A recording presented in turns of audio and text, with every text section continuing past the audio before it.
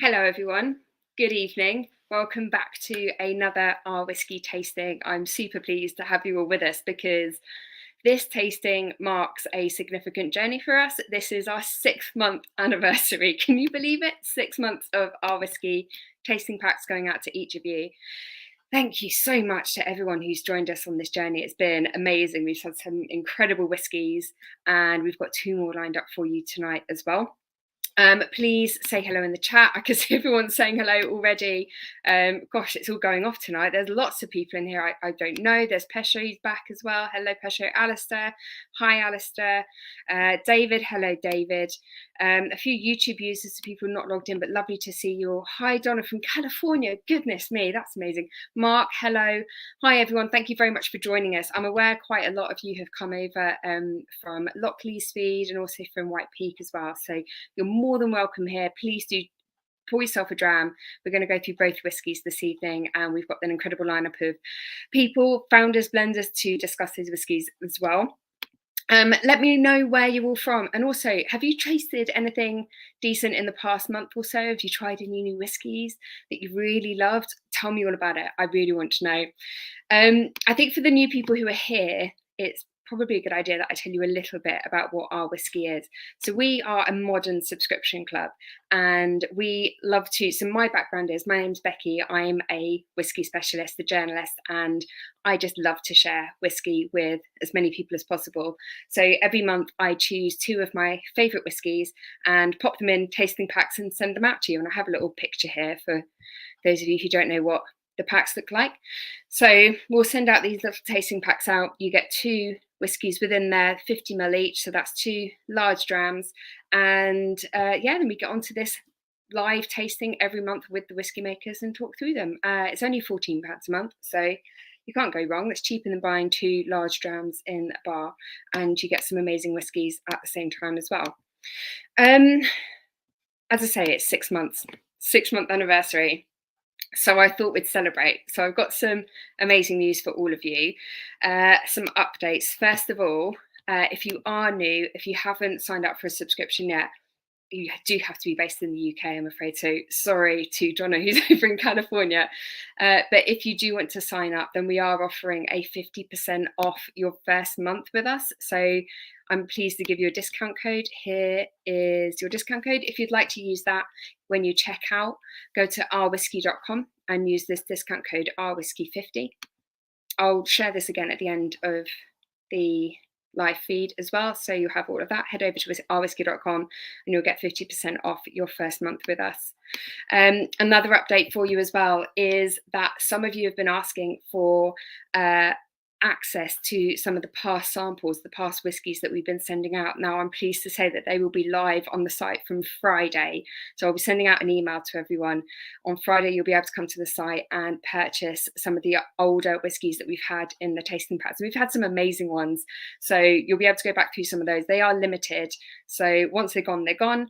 They'll be going for $9.95 each, regardless of the whiskey. So you'll have some amazing whiskies to choose from there. And lastly as well, super exciting, is I really wanted to celebrate 6 months with you all. And to do that, I've decided to, with our partners, give away a bottle of whiskey to 2 of our followers every single month. So those of you who are sharing your images of your tasting packs on social media, so your tasting packs you get through the post, if you're sharing your photos on social media, tag us, tag OurWhisky, and at the end of the month we'll select 2 winners to win a bottle of whiskey each from the previous tasting pack. So again, I'll share more details of that at the end, but that's a brilliant prize for you to go away with. So hopefully, if you love the whiskies that are in your pack, then you might be able to win a bottle of that whiskey as well.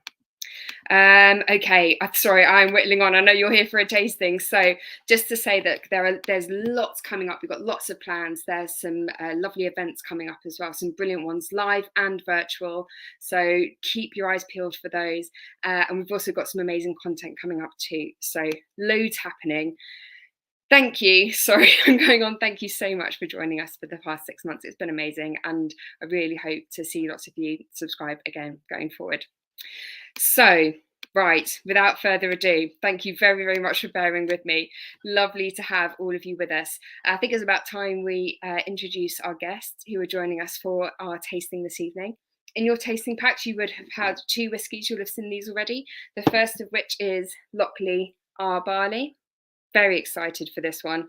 Brand new distillery in Ayrshire, and here to introduce Lochlea is John Campbell, Master Blender and Production Director. Is that right, John? Yeah, just Swiss Army knife, Becky.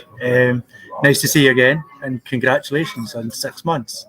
That's brilliant. Good for you. Thank you very much, John. John is joining us from Heathrow Airport this evening, so we're hoping that Wi-Fi stays steady for him.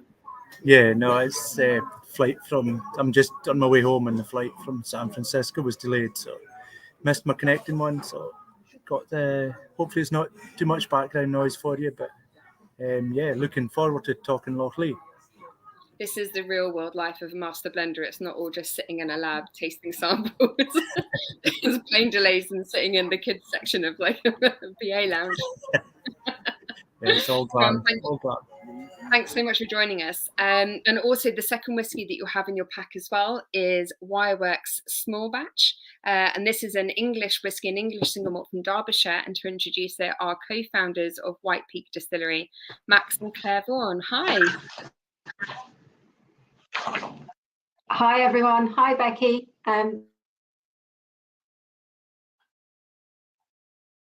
Oh, have they gone already? Is that... Oh, we knew there might be a bit of a problem with the Wi-Fi, and it might be going a little bit slowly. Hopefully, are you guys back now? Can we, Max? Yeah, Becky, we're back. Did you hear that? Yes, you're back. Okay, let's hope that this works out. Hopefully, everything will go smoothly.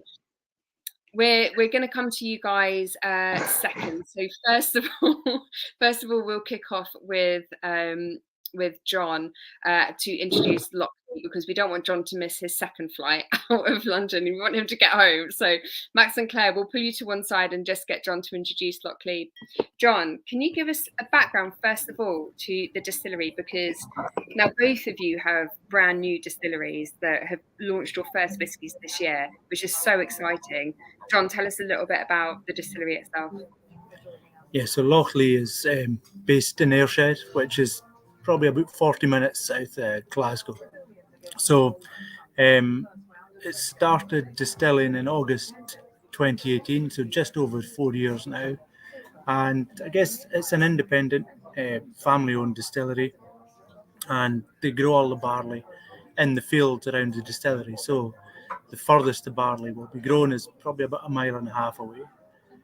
The water's all from a borehole as well, and yeah, that's the barley growing there. So it's different. I guess it's in the lowlands. It's a non-peated whiskey. It's a small distillery as well. It'll probably do about 10 tons a week, just over 10 tons a week, that's generally small. We will work Monday to Friday, 8 a.m. to 4 p.m. So not 24/7 and not continuous. So we do stop at the weekends. You can see the fermenters there, and our 2 stills. We have one wash still at 10,000 litres and one spirit still at 6,500 litres. So yeah, there's the spirit safe as well. And we'll normally process one fermenter a day, about 10,000 litres of wash through that still, and we just do one cycle a day, basically, one batch we do a mash, we do a fermentation, and we do a wash and a spirit distillation. So 2 different lengths of fermentation, and we're trying to do different things with the spirit. We're trying to get lots of fruit up front, so there's a nice green appley flavour generally in Lochlea, and then the barley's grown right there, so we're trying to enhance the cereal profile, so you will get a biscuity cereal and then some grassy notes. But our cuts are really high, so that you get less the grassy and it's more recycled in the tails, or I would call it faints. So we've created this spirit. We're maturing in different styles of casks as well. Just because we're 4 years old, we're still a wee bit kind of like a teenager, I guess. We're dyeing our hair, we're piercing our nose, we're trying all the different things. We'll be very steady up front, but we are trying to find out what works well and what the best balance is for depth of flavour for the spirit. So you launched your first whiskey, which was called the First Release. Yes. Very pithy name, earlier this year. Which was phenomenal, really great first release from a new distillery and really reasonably priced as well, I thought. And Our Barley is your second release, is that right? Yeah, so there's two things, I guess. We're doing, like, Our Barley will be a regular release that people should be able to get over and over. We are doing other releases as well. We're doing like seasonal releases. So, but they're all, again, everything's linked to the farm. So the spring season will be sowing, summer season's harvest, the autumn season is called fallow, and then the winter will be called ploughing. So everything's all linked back to the farm. If you look at the bottle, you've got tractor tires going up the side of the bottle as well. So yeah, but Our Barley is a combination of three different styles of casks. You've got first fill bourbon, you've got first fill Oloroso sherry butts, and we have first fill STR casks as well. And it's different combinations. So the majority of the liquor will be first fill bourbon, at about 23%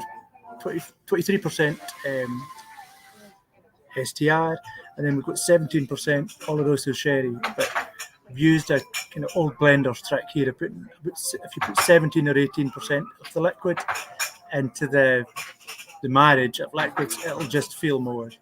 Yeah, it's called a flavour bomb. So I've used that process in this just so that it brings a different kind of fruity sweetness up front along with the green apple.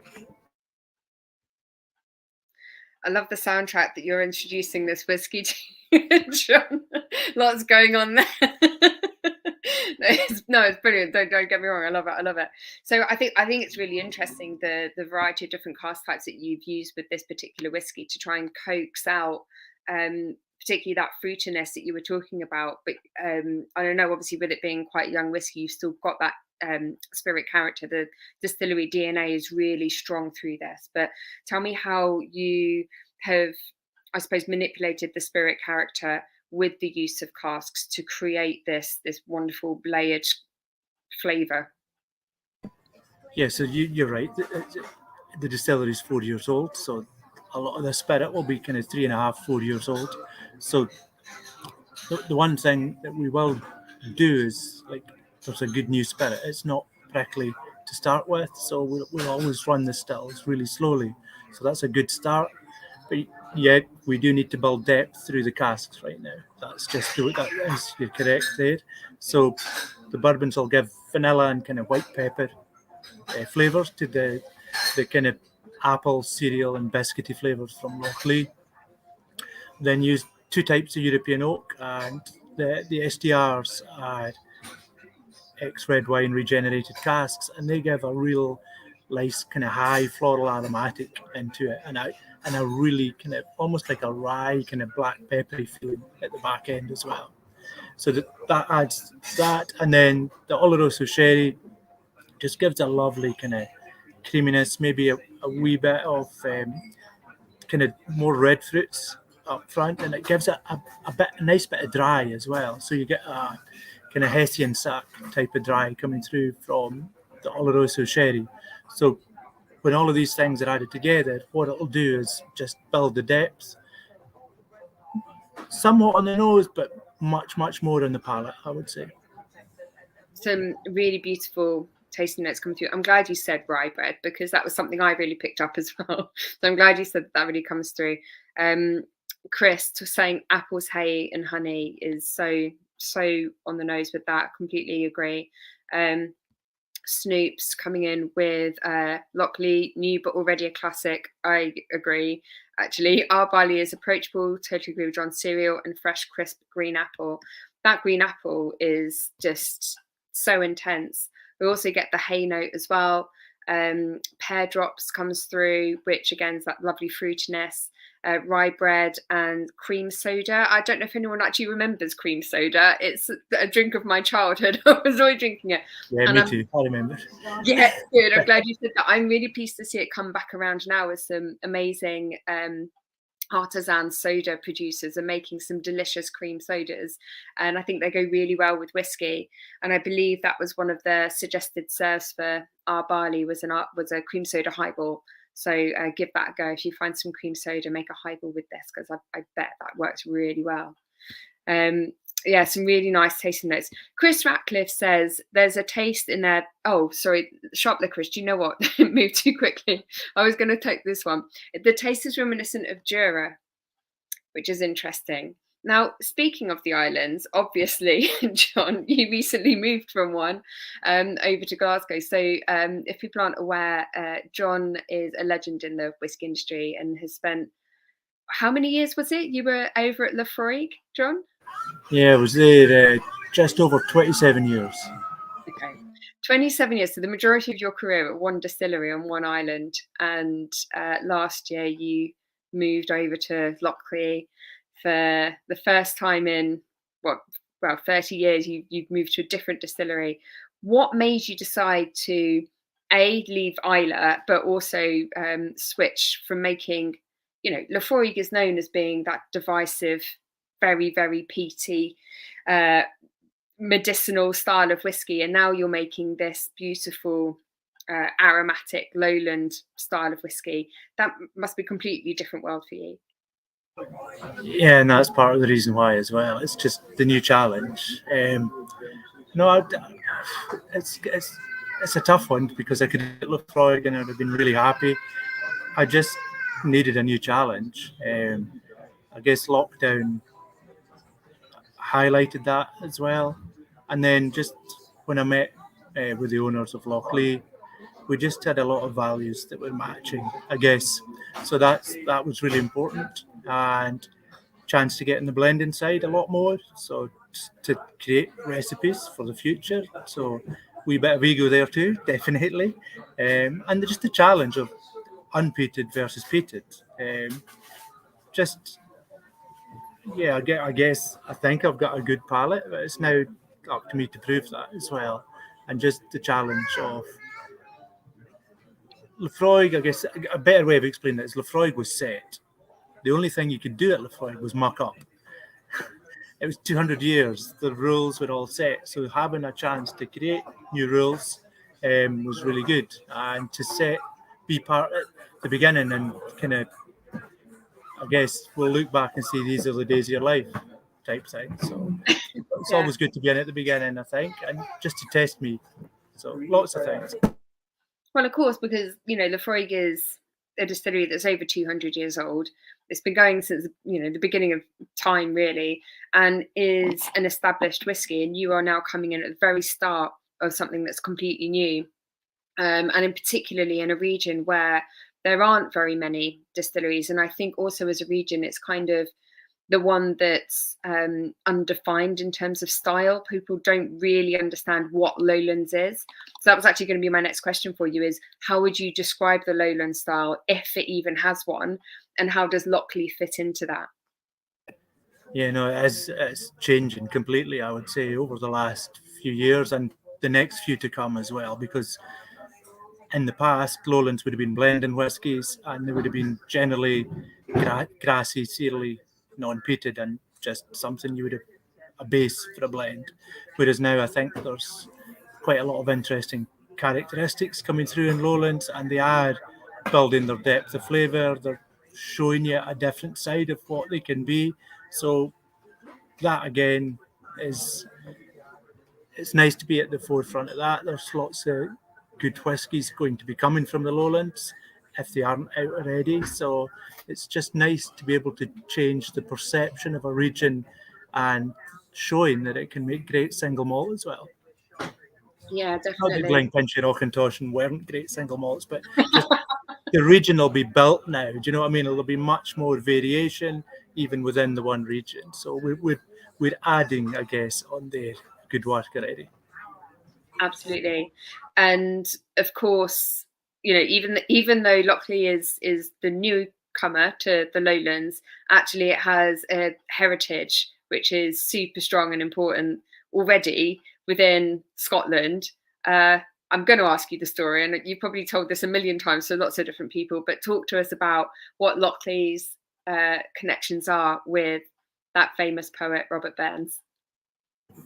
Yeah, so he actually, well, his dad ran the farm and he worked on the farm 245 years ago, just before he went super, like, just everywhere. So it was at Lochlea where he would walk down to Turbolton and he created the Bachelors Club. So, and then just after the tenancy finished at Lochlea, that's when the Kilmarnock edition went famous, and then he became just this superstar within, I guess, the UK and amongst other things, with all the gentry and all the ladies as well. So yeah, the less we talk about that, maybe the better on this kind of tasting, at least anyway. But it's got obviously Lochlea has those connections with Robert Burns and is the only distillery in Scotland that actually has an actual connection.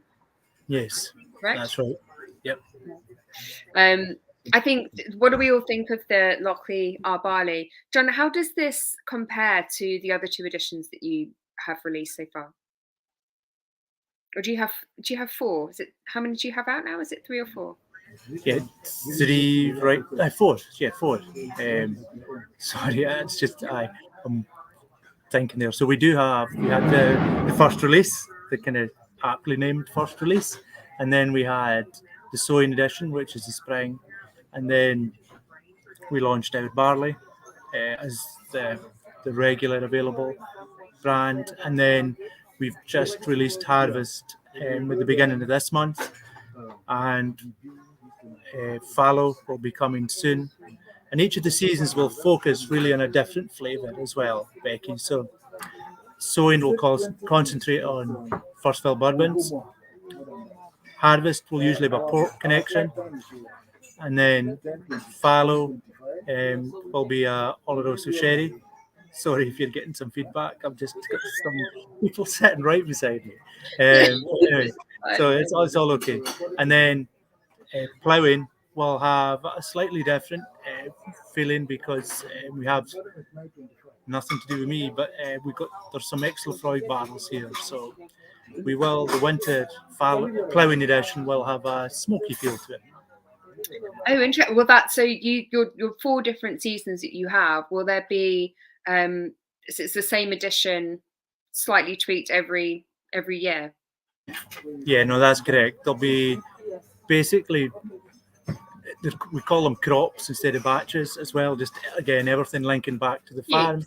So there will be 5 editions, 5 crops coming through of each of the seasons, and most of the recipes are just about set, but leaving it open again, just waiting on what consumers think, what they would like to see. So we'll get our consumers involved in that as well to help kind of dial in the expressions, so that we give them something that they can try and just come along on the journey with us a bit. Absolutely. There are a few questions coming in for you, John, which I'll get to now. This one in from Jason. Have you got any plans for single cask or cask strength releases?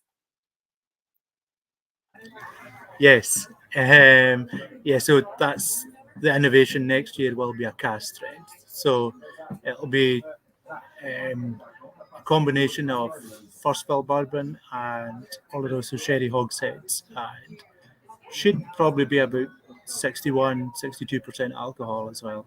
Wow. So yep, looking forward to that, because it's really good at cask strength, Lochlea as well, just because of the high cuts and all of this sort of stuff. So yeah, I'm looking forward to. I can't wait to see what that one turns out like. But that should be around the summer next year. Hopefully, we'll get a cask strength out as well. Mm-hmm. Wonderful. I'm looking forward to that one.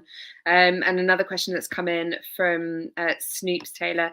Are visitors welcome, and when can they get their mitts on some merch? Committed and wants to show off his colours. Oh, Snoops, I'll send you the fiver later. So not yet is the answer to any of that. We are just really been concentrating on making whiskey for the last 4 years. So Not happy about that. no, he's been taken out of the playroom. So yeah, it will come through time. We are working as hard as we can because the spirit has been received really, really well, and so we're concentrating on getting bottlings out right now. But if you know somebody that works at Lochlea, I'm sure they could get you in for a wee look around. That's what I would say, Snips. It's a good job you and I go way back, isn't it, John? Yes. Yeah. No, absolutely. And it is really just industry folk that can get in just now. We just don't have the infrastructure in place as yet. I hopefully at some point when you do start opening to visitors, it'd be really brilliant to come along and have a look if anyone's nearby, because it's not, how far away is it from Glasgow? Yeah, it's only a 35-minute drive, so it's not far at that, because I stay in Glasgow and commute down. The very first commute of my life, so I think it's quite good. You mean you haven't got a house on site, John? Yeah, no, it's a new experience for me, Becky. I think that Lochlea Barley has been a hit with everyone watching along this evening. It's been really lovely comments about it, and lots of people loving this. David says already has the spring and summer editions. Hopefully can get the other 2 summer editions when they come out. Me too, really looking forward to that as well. And we've also got some fan mail here for your tan, John. So coming back from the States, you've obviously had a really good time. So it's not just the whiskey that's got a wonderful colour to it. Yeah, it's just delight. So yeah, no, I've been working with that guy, and I saw Donna in California as well. So it's nice that they're coming on to OurWhisky and seeing what it's all about as well. So that's great. Thanks for your support, guys. Especially coming over from the States as well. Thank you so much for your time. I'm going to bring Max and Claire back in, and I'm gonna hope that the connection is a little bit better than it was. But Max and Claire opened White Peak Distillery. Are they there? Oh dear. Let's see how this goes. Do you know, we were worried when we started doing this, when John messaged me in the middle of the night to say my flight's delayed, so I'll probably be calling you from the airport. I don't know what the Wi-Fi signal will be like. And I was like, oh no, it's going to be really difficult. But actually, Max and Claire, here we are. We can see them now.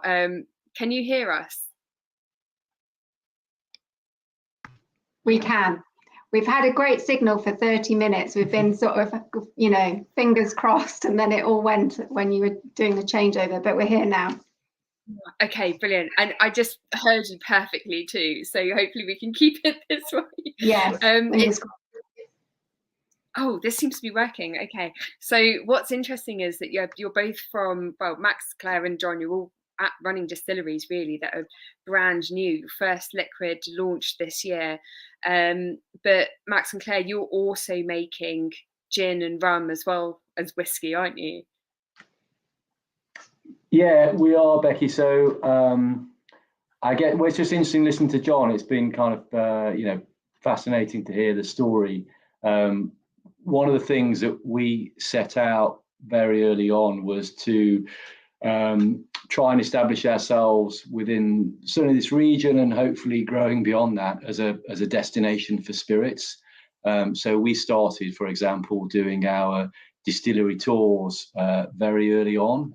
We've been running them for 4 years now, and to some extent making those other spirits was in part trying to make those tours more interesting for our visitors because they didn't have any whiskey to taste.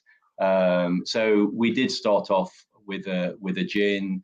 We more recently have moved into rum, but the focus with both of those spirits was to try and maintain the same focus we've got around authentic spirits, but certainly to bridge a bit of a gap before the whiskey came along. Mm-hmm. And now you have your wonderful whiskey. The first release was it this? It was this year, wasn't it? It was earlier this year. Yeah, it's February this year. Yeah. February. It feels like, do you know, it feels like such a long time now, because you've had quite a few whiskey releases so far. I mean, is it 5 of them so far? And each one of them just slightly different. And of all the ones I've tasted, they've been phenomenal.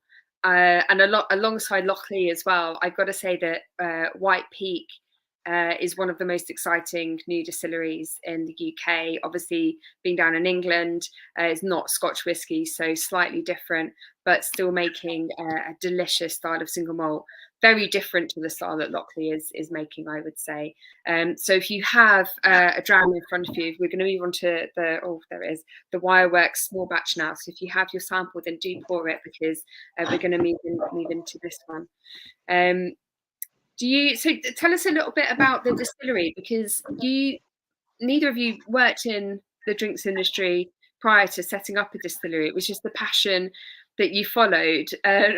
Why did you want to set up a distillery, and why did you choose Derbyshire to do that? Well, I'll start. So Claire and I are both from Derbyshire originally, so Derbyshire was never in question in terms of where the distillery was going to be based. And certainly in my case, I'm a lifelong, or an adult lifelong whiskey fan. Yeah, I mean, I guess most adult. I think I started drinking whiskey in my late 20s. I was thinking about it today, and that came through actually Max's dad, who is a whiskey drinker, and he used to get bottles of cask strength whiskey from the Scotch Malt Whisky Society. So that's where I started, actually. And yeah, I'm just an enthusiastic supporter, really, of Max's dream. So I mean, it's way more than that, but I think the kind of the background was.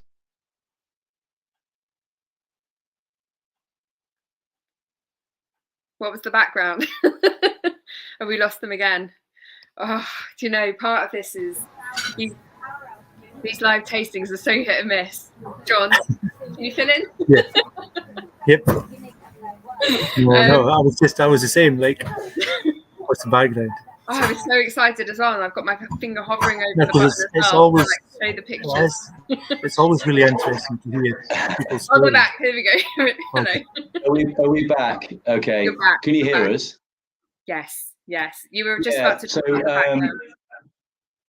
Yeah. So the short story is I met a guy in 2011, a guy called Darren Rupp, who was starting the London Distilling Company, and I got home that night and I just had this conversation with Claire, and I said, "Wow, I've met a guy who's starting a whiskey distillery in southwest London, and do you know what? That's what I'd love to do." And at the time, the English Whiskey Company, or St. George's, had got going, but I wasn't very familiar with it. And I just kind of questioned in my own mind why it was there was no whiskey being made in England. And that basically became a 4 or 5 year dream that never left me. It was like a really bad itch. And essentially, fast forward to 2015, and Claire basically said to me, "Look, you either need to do something about this, or you need to sort of drop it." And I think it was, that was a simple way of characterizing it, because it had been a kind of 4 year journey by that point. But I think it was a sense in which, look, we don't want to look back in anger when we're in our dotage and think about something that we could have done. And so we decided we were going to give it our best shot. I'd got a sense of what would be different about our whiskey in Derbyshire, but we then went on to try and fill in a lot of gaps by spending time with people who were really generous with their time, and thinking about what it was we wanted to build as a business, as a start of whiskey. And longer than that, let's think about this long term. hopefully people who will be enjoying our whiskey long after we've gone. So, you know, what would be our legacy? So that was kind of how things started. Mm-hmm. Mm-hmm. And it's I mean, you alluded earlier on to, you know, Claire mentioned that she's just supporting your dream, but Claire, you actually have had a huge amount to do with a lot of the design of not just the distillery, but the branding as well, which is absolutely stunning. I'm going to show a picture here of the bottle. This is the small batch bottle, which is just beautiful. The branding, the design is so gorgeous. And you moved yourself into graphic design, didn't you? So actually, I actually did interior design, which was my second career. Yeah, the whiskey thing is my third career. But the interior design actually. So when Max he was looking for a site for the whiskey, he took me to a dilapidated wireworks, and you know, I actually got really excited at that point because, I mean, it was really run down. There was just paint coming off the ceilings. There was so much heritage, you know, and what had gone before us there. I just found it really exciting. And the more that I dug into the history of the wireworks, the more I just wanted to make this happen, you know, because I just thought, this has been an amazing place, and I want to be part of making this an amazing place again. So that's at the point where I got really excited. And also, you know, it's right next to the river. We're close to woodland, our back door. I just thought, well, it's an ideal place to make whiskey. I mean, Max and I have both been up to Scotland and spent time up there. And I just thought, you know, it just, to me, it just felt right, really. And everything that happened during the renovation of that project actually just pushed us to believe, actually, we're doing the right thing here. Because we had a few setbacks, but along the way we had enough sort of positive affirmations that, yeah, you're doing the right thing. So, and you know, we've got a great community of followers who, when they come down to the distillery, they just reaffirm that for us as well. And you have, I mean, this is the first whiskey produced in Derbyshire. So you're not just one of the new English whiskey distilleries that are creating a whole new category of whiskey, but you're creating a legacy for Derbyshire where you are now. What was, and Max, you mentioned earlier that you had an idea in your mind of what you wanted to create in terms of the whiskey style, but what exactly was that, and how do you feel that you have achieved that now? Yeah, so I think we had a sense early on that the craft whiskey market, and you know, we would characterize ourselves as being in that, was going to be changing, you know, significantly in years to come. And absolutely no disrespect to the whiskey that's made north of the border, because that's what got me interested in whiskey in the first place. But I decided to sort of take a look at what was going on in North America, because I think there was a huge growth in craft distilling over there, and you know, perhaps without any sort of legacy issues about what had gone on for the last 300 or 400 years. So I sort of started to investigate that market, and I found a guy who was mentioned in literally every single article I read. You know, Maverick. You know, he was doing some really interesting things in whiskey, and he just became a kind of a personality that was associated with North American whiskey. And this was a guy called Chip Tate, who started Balcones in Waco, Texas. So I reached out to Chip. I went and spent a week with him, and we started to discuss those challenges about this becoming a market that could get particularly crowded, lots of new entrants. You know, what is it about the whiskey that's going to be different? And one of the things that we started to focus in on was mashing and fermentation. And I was telling Chip about the heritage of brewing in the region that we came from, and where the distillery is based. And that was just a sort of an idea that we started to explore. And so, wind forward the clock, one of the things we focus on is that fermentation piece, and we use spent brewer's yeast that we we spent a year sampling, lots of different varieties, but we now use Sprent Brewers yeast from a brewery just north of us in Bakewell in the middle of the Peak District. And we pitched that in our fermentations, and we have done for 4.5 years, allied with a relatively long fermentation, but we were really focused on the flavors that could be created during that sort of week-long whiskey making process before it goes in the cask. So those are some of the ideas that I started to discuss with Chip over in Texas, and that's really been a significant part of our focus since we got going. And the program is essential, but we looked at all those early stages, mashing, the design of our Lauterton, the fermenters, the design there, the length of fermentation, the yeast, and we were really focused on what are those flavors that we can look to pre-distillation and pre-maturation. And it's really interesting to hear John speak as well, because I think there's been, certainly in English whiskey at the time when we started, there was no core spirit being made that was lightly peated. And for us, that was a really interesting area, really to do with flavor, background, complexity, rather than being wanted to be identified as making peated whiskey. So that is our core expression, lightly peated. And it wasn't about wanting to be identified as being peated or unpeated. It was more about flavor, which kind of ties in with the whiskey making process that we looked into.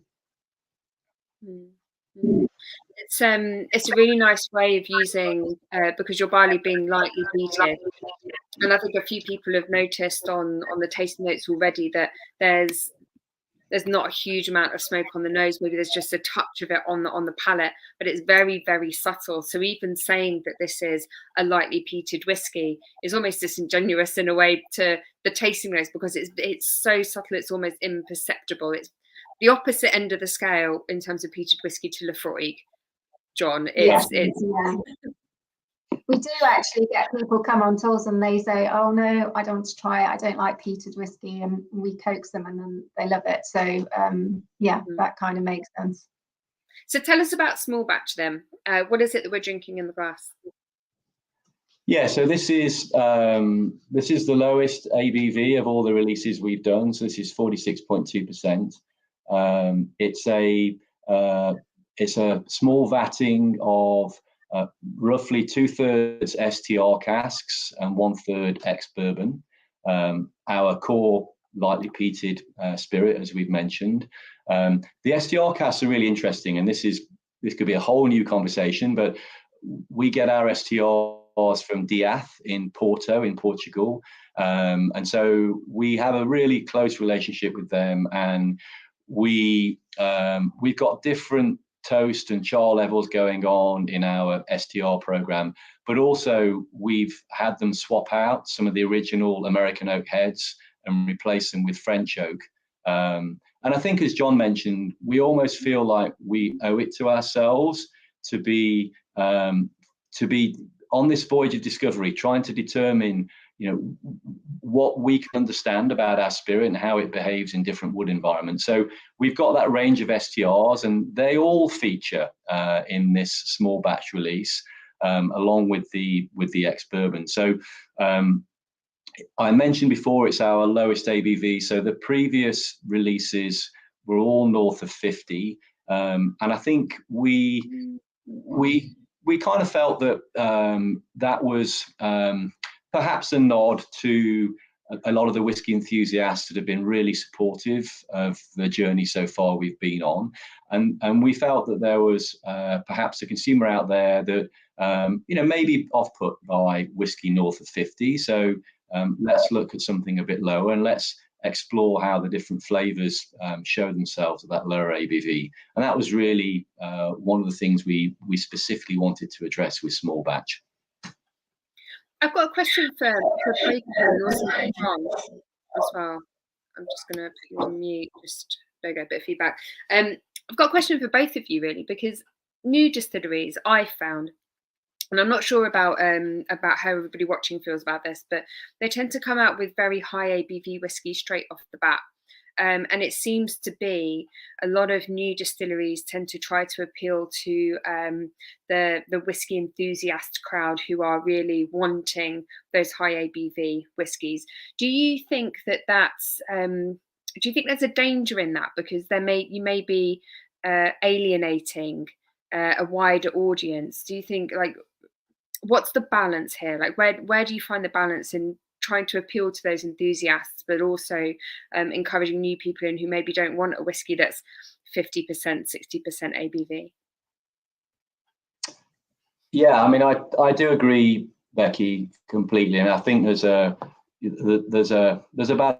balancing act there. I think we have had a lot of support from whiskey enthusiasts and various bloggers as we've been building the story. And I suppose it is true that to some extent, it is some of those men and women who are helping us spread the word. So to some extent, it's understandable that as a distillery and as a business, we are sort of targeting those initial releases at that audience. But also, we understand that as we grow up and as we become hopefully a slightly larger business, then we need to broaden the appeal, and that's very much was our focus with small batch. We really understood that dynamic, and I think by the time we get to the end of this year, I think there'll be a pretty fine balance between releases that have been above 50% and releases that have been below 50%. But also, this is part of our journey. We don't have all the answers. We haven't done this before, and we're very comfortable with putting out different releases at different ABVs and educating ourselves to some extent in the outcome of some of the decisions that we've taken over the last 5 years. Yeah, and I think it's important to listen to people's feedback as well, and we do that, in terms of, we had somebody at the distillery yesterday who, the preference was for small batch, and it was actually based on ABV, and they're a chef, but they preferred the lower ABV to drink whiskey. So, I think it's good to listen as well. Yeah, and I think this is not necessarily about awards. Those are nice things to have. They help us with getting the brand out there and spreading the message. But it so happens that this small batch release, which is our lowest ABV release, has attracted the best awards we've ever had from from entering these global whiskey awards. So there's a sense in which it's a really kind of important part of discovering ourselves, really. Yeah, I'm smiling because I'm thinking back to when I last judged the IWSC awards and had my mouth completely burnt off by a lot of the high ABV whiskies that were being entered. It's quite difficult to get through them, to be honest. So I'm not surprised you're winning more awards for a lower ABV. John, what are your thoughts on this? And obviously coming from a brand like Lefroy, where you obviously had a lot of enthusiasts the world over looking for the special releases, the single casks, the facial bottlings. What are your thoughts on how we can how new distilleries like Lochlea, like White Peak, like any other, can strike a balance between being there for the whiskey enthusiast, but also being there for creating something for everybody? Yeah, no, we're going along the same lines as Max and Claire there as well. Just the seasons are finding out. We'll be getting feedback with the seasons. We'll be changing the recipes each year so that there is a bit of variation as well. And we'll just be putting these forward to our consumers basically for feedback. And then equally, that's why we're bringing out a cask strength next year, just because we realised that we've kind of ignored that type of person up until now. So once we've got the whiskey ready, it'll be there. So I think we're doing things very similarly, I think, just for the same reasons. So it is about finding your feet. I think one thing we are definitely concentrating on is a lot of that will go on in the background, and we have to present like almost like a, once people know what Lochlea is, and we try and get the guests are back. Once people know like the foundations and the parameters of Lochlea, so like that green apple, like the cereal, the biscuity notes, stuff like that, and they understand all these things, then we can use all the information just to build, and make Lochlea the best that it can be. Yeah, I agree. I think it's a, you can't run before you can walk, right? It's a one step at a time process for any distillery, anything we're going through. I don't know about people watching, I love this small batch. I think it's so delicious. I think maybe it's down to the use of the yeast, the brewer's yeast, but also the different cask types as well. But I'm getting a lot of that like big fruitiness, banana bread, chocolate. There's a bit of vanilla cream, which probably comes from the bourbon cask as well, but also digestive biscuits. I don't know if you can get them in America. I don't know if we've still got our American cohort still watching, and if you get your digestive biscuits or not, but certainly getting some of that in this small batch today is really delicious. Max and Claire, I also wanted to talk to you about the record that you set recently, which was quite amazing. Thank you. Yeah, I mean, we're really delighted, and we kept those bottles back knowing that we were going to use them for a good cause, and obviously they did really well, and that's what we were really motivated by.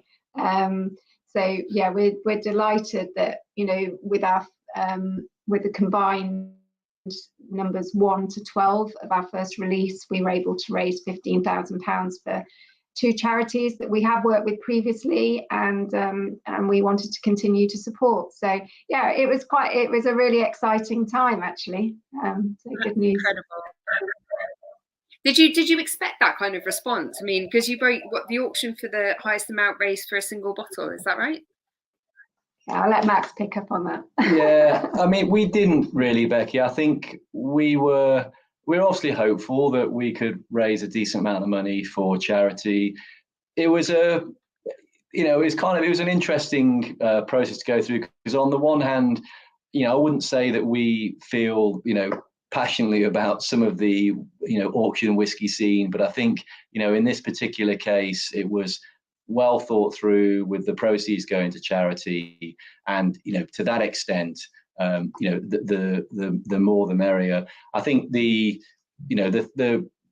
record's really nice in the sense that it kind of hopefully gives us a bit more exposure as a distillery. Hopefully it underpins that people think positively about the spirit that we're putting out there. But most importantly, you know, the Peak District National Park and Derbyshire Wildlife Trust have got, you know, a nice amount of money on the back of a product that we feel passionate about, and you know, that was the kind of main thing for us. It's also, you know, it's also really good for English whiskey, isn't it? That, you know, it broke a record for, you know, English whiskey. So, you know, it's really good to be part of that. Definitely. I mean, English whiskey is really on the map. Sorry, I'll just mute again.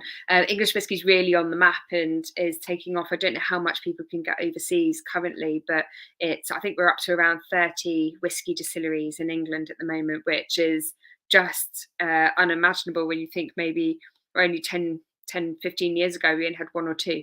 So now we're at a point where English whiskey is growing. There's a movement to establish a GI, geographical indication, which is amazing. I'm aware we've not got much time left, and there's something that I wanted to just say to Max and Claire about, which is, I just wanted to say how grateful I am that Sarah, one of your distillers, is a part of the OurWhisky Foundation mentorship program. Now, if you're watching and you don't know what that is, OurWhisky is a subscription club. We're here for you guys, but we also have a non-profit arm called the OurWhisky Foundation, which is set up to support women working in the whiskey industry around the globe. So actually, by signing up for a subscription, a portion of our proceeds goes towards the foundation. Now, one of the initiatives that we have is a mentorship program, where we currently have 50 women from around the world being mentored by a variety of different blenders, distillers, big names, small names, all sorts of people. And Sarah, who is one of the distillers at White Peak, is currently on our mentorship program, and she's being mentored by Brian Kinsman, who is the malt master at Glenfiddich. So she's getting a really great introduction to distilling. How is she getting on?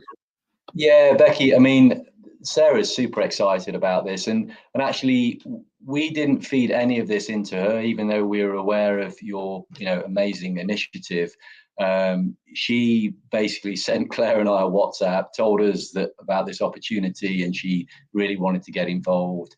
And yeah, we've got a group WhatsApp at the distillery, and Sarah's just kind of lighting it up with what she's learning through Brian. So we're absolutely delighted that you've helped facilitate this opportunity for Sarah. Obviously, we're grateful to Brian as well. But I can tell you, for her, it's a key part of the kind of learning process she's going with. And she was a whiskey enthusiast who during lockdown contacted me and said, Max, I mean, this is I'm just going to kind of shortcut. I'm kind of bored with what I'm doing. I love whiskey. Could I come and volunteer and spend some time with you? And I said, Sarah, look, great. Let's get you in here. We've got to kind of get through this COVID-19 issue. But she's joined us, and she just absolutely loves whiskey. She's been with us for a year, totally loves the sector. And I think this is helping her to kind of, develop her enthusiasm in a really kind of structured way. So brilliant for Sarah. And obviously, it's great for the distillery as well in the long term. That's amazing. I'm so pleased that she just got in touch and to get that work experience after just being an enthusiast. We see that quite a lot in the industry, actually, and pretty much it's yourself as well, Max. That's your origin story too, is meeting Darren Rook and Chip Tate and becoming part of the industry that way, and Sarah doing the same thing. And we hear that a lot. And Dhaval Gandhi as well, we had him on to taste the Lakes Whiskey Makers No. 5 a few months ago, and that's his origin story too. He was a whiskey enthusiast and just really wanted to get involved. So I think if anyone's watching and they fancy giving whiskey a try in terms of career, then go for it. And if you're interested, the OurWhisky Foundation is always there to help as well. And also, by the way, thank you to everyone who is a subscriber, a member, because you are directly helping people like Sarah get mentored by people like Brian. So thank you to all of you as well for supporting that initiative. We've got a couple of minutes left, so just time for maybe one or two last questions. If anybody else has got anything that they want to ask John or Max and Claire as well before we kick off, do send those through. I want to know, actually, this is a question for both of you. What whiskies have you tried recently that are not your own that you thought were absolutely brilliant? John, come to you first. I tried a bourbon when I was in San Francisco. It's called Frey Ranch, and they basically grow all the corns, oil, everything. They do malting, everything on the ranch, and it's in Nevada, and it was really, really delicious. Frey Ranch is amazing. Ashley and Brett? No. I can't remember his name. I believe you. But the whiskey is really good. It's a married couple that runs it, and it's phenomenal, but amazing whiskey. And I completely agree with you there. Claire and Max, how about you? What have you tried recently that's been? Yeah, just a quick segue to what John said. Interestingly enough, the guy we work with on our bottle and label design, David Jenkins, he did the same work for Frey Ranch. So we weren't that familiar with them, but we just through that design piece we're familiar with them. So yeah, small world. I drink a lot of Claire and I drink a lot of the sort of younger whiskies because we're just interested to to understand what's going on in the scene. And we've tried Lochlea and really loved it. I think one of the spirits I've tried recently, which really interested me, was the Oxford Artisan Distillery, their rye whiskey. Very different. Very sort of heritage grain, just amazing flavour. So yeah, that was a totally different experience, and one that we've well, it was a bottle kill last week. We both really enjoyed it. I agree with you with that. Everything that comes out of Oxford Artisan Distillery is just amazing. Love all of their whiskey. Thank you so much for that. And it looks like there aren't any more questions for you guys. So I just want to say thank you so much to John Campbell from Lochlea and Max and Claire from White Peak Distillery for joining us and for sharing your wonderful whiskies with us today as well. John, hopefully you've got enough time to dash for your plane. Yeah, it's delayed, funnily enough. No, is it? Yeah. Sorry, So well, anyway, good. that's my day. Time for a trap. I'll get home eventually. And nice to see you again, and thanks for the opportunity as well. And Right. doing great work with OurWhisky, Becky. So keep it up. Thanks, John. You're doing great work with Lochlea too, and keep that up too. I want to see what the other expressions are going to be like. And Max and Claire, thank you so much for joining. Yeah, it's been great to talk to you. Yeah, it's been great. Thanks for inviting us along to talk. Yeah, we're grateful our broadband signal held up, and really nice to hear some of the Lochlea story from John as well. Yeah. Brilliant. Well, also thank you to everyone who's joined us, who's watching in, whether you're in Derbyshire or up in Scotland, or I think somebody said they were in West Sussex, which is kind of near me. I'm in East Sussex, or whether you're in America. Thank you so much for joining us, and hopefully we'll see you again soon. Don't forget, if you do want to sign up for a subscription for OurWhisky, I did promise I would put this in. Here is a discount code for you. So when you go to the checkout, just put in OurWhisky 50 and you'll get 50% off your first month. Our subscriptions renew at the first of the month, so make sure you sign up by then. So you've got a few days left to do that. If you are in the UK and you're heading to the Whisky Show in London at the weekend, then I'll be there on the Friday. So do grab me and say hello if you see me. It would be lovely to say hello. But otherwise, I will see you all again next month. And take care and see you again soon. Bye.